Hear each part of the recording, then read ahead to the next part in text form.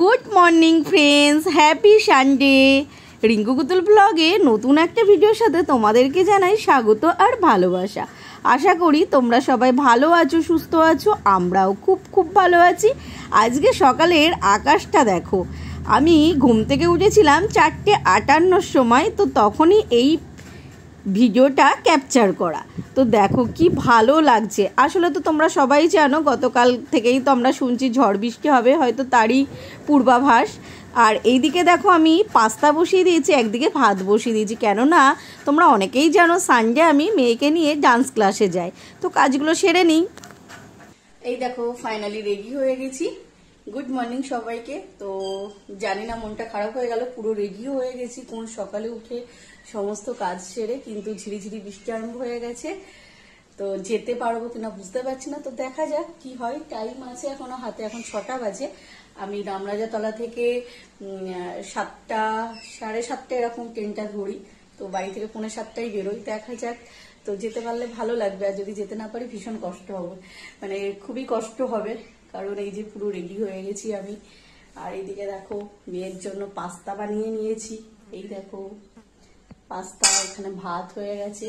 তো অনেকটাই কাজ গুছিয়ে নিয়েছি। এবার যদি ক্লাসে না যেতে পারি সত্যি মনটা খারাপ হয়ে যাবে। তো দেখতে থাকো ব্লগটা, তোমরাও দেখো যে আমরা যেতে পারলাম কিনা, তো পরে শেয়ার করছি সেটা। এই দেখো বলতে বলতেই ঝিরিঝিরি করে বৃষ্টি আরম্ভ হয়ে গেছে। মনটা ভীষণ খারাপ লাগছে, ভাবছি যেতে পারবো কি না। একবার করে যাচ্ছি জানলাতে, একবার করে যাচ্ছি বারান্দায়, গিয়ে খালি ওয়েদারটাকে দেখছি আর হাত দিয়ে দেখছি কেমন বৃষ্টিটা হচ্ছে। মনের ভেতরে একটু ভয়ও লাগছে, কারণ আমরা জানি আজকে ঝড় বৃষ্টি হওয়ার কথা।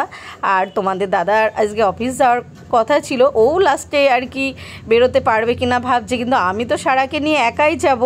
ওই জন্য আরও একটু ভয় লাগছে যে ফেরার সময় যদি এমনি রবিবার ট্রেন গন্ডগোল থাকে, তারপরে যদি ঝড় বৃষ্টির কারণে ট্রেন ক্যান্সেল করে, তাহলে আমি সারাকে নিয়ে বিপদে পড়ে যাব। তো মনটা খুবই খারাপ লাগছে।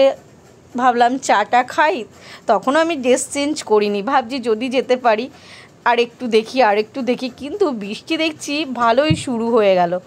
এই দেখো মনে হচ্ছে না যেতে পারবো বলে। ওর বাবাও বললো যে রিস্ক নিও না, কারণ আজকে কলকাতা এমনি রেড অ্যালার্ট করা আছে, তারপরে যদি বাই চান্স ফেরার সময় বৃষ্টি ঝড়ে পড়ে যাও মুশকিলে পড়ে যাবে।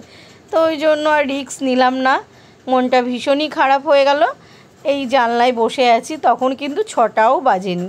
কি আর করব, রেডি হয়ে জানলায় বসে তারপরে দুটো ভিডিও ফটো এই তুলছে। আর কি করব, ঘুম তো আর আসবে না। একবার ঘুম থেকে উঠে গেলে তো আর ঘুম আর আসবে না।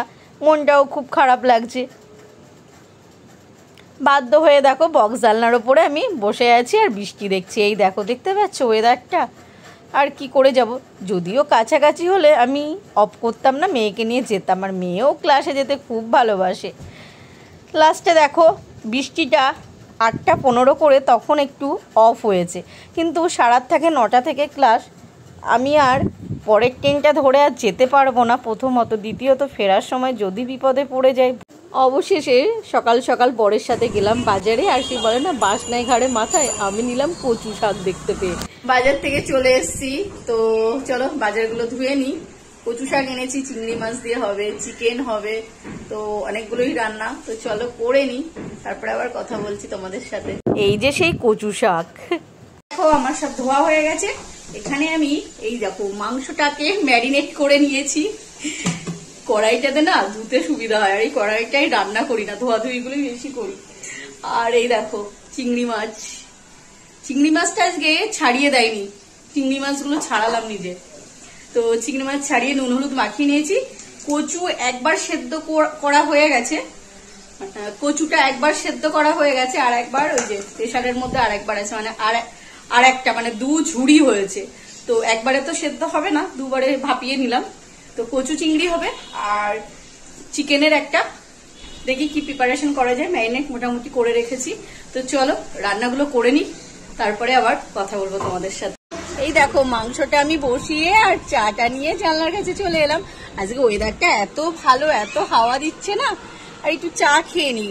অনেকটা সকালে উঠেছি তো বেশ মাথাটা ধরে আছে, তো ভাবলাম একটু রান্না করতে করতে একটু চা খাই।